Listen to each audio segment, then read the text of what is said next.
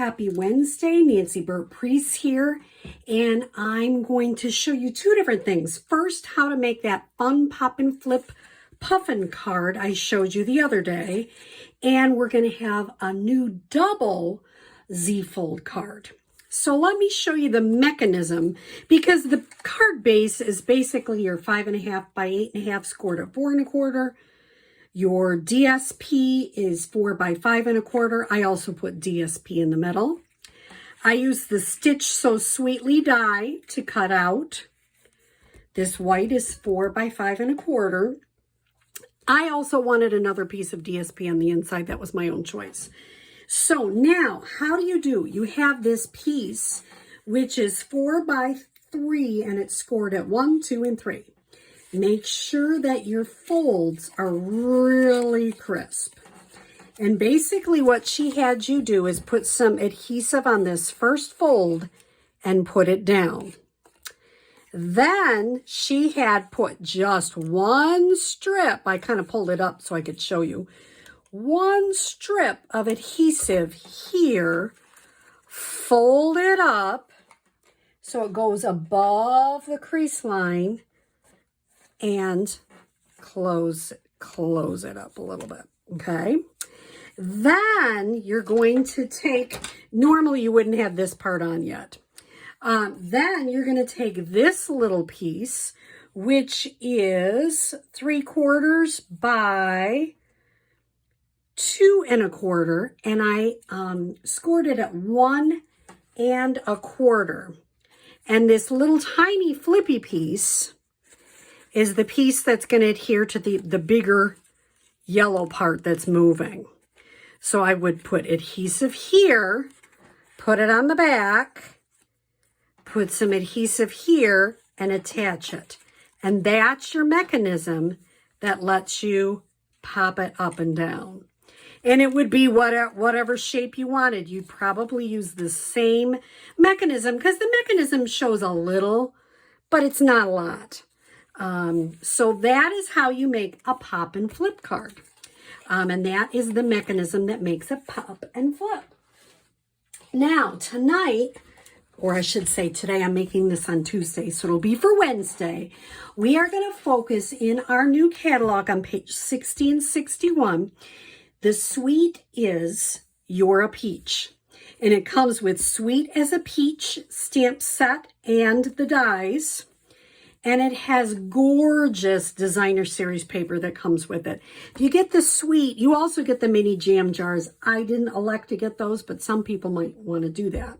It's so cute. I love peaches, and I just love all that. I just think it's just a fun set.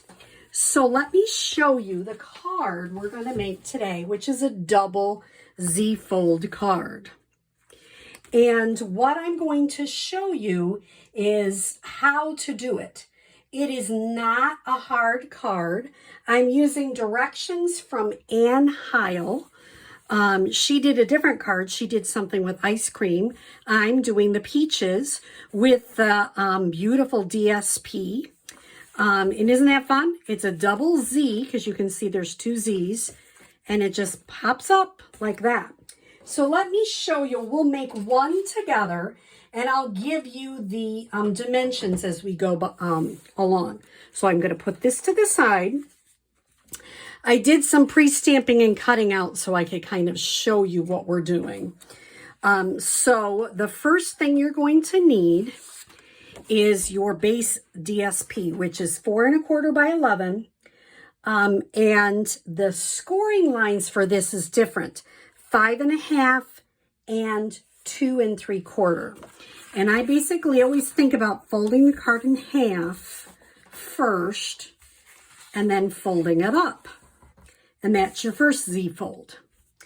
The other Z-fold to make the double is 3 1/4 by 9, and this is balmy blue, scored at 3 and 6. Same thing, fold that one up and this one down. And basically, oops, go that way. It's going to basically hook in here. And I try to get it as even as I can.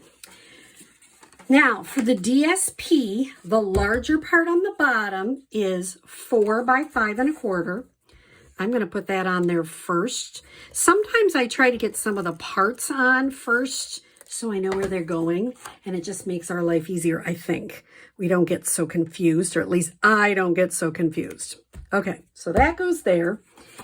Now this piece of DSP is 4 by 2.5, and this, look at, isn't this gorgeous DSP? I love the colors too, because I like the balmy blue with Calypso coral. I just think it looks really pretty. So I'm going to put this on the top here. I'm an eyeballer, but some people measure. I don't tend to. Sometimes it gets me in problems, but you know how that goes. Now, the middle piece here is 3 by 2 3/4. So it's a little bit smaller. So it's going to fit in this middle section here. And I think I told you wrong. This one doesn't flip up at the top. It flips down at the top. So just let me clarify that. One thing that I almost goofed up is look at the way the peaches are. The stems are going up. So make sure when you're adhering it, it makes sense to you, because if not, it won't look right. Now, these 2 white pieces are also 3 by 2 3/4, just the same as this. These are 3 even parts. And I put "Have a Peachy Day" on the top.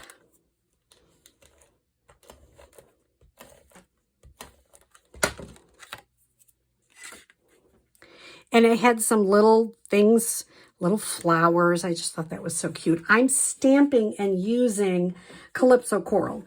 And I love the happy birthday. I just thought that was great.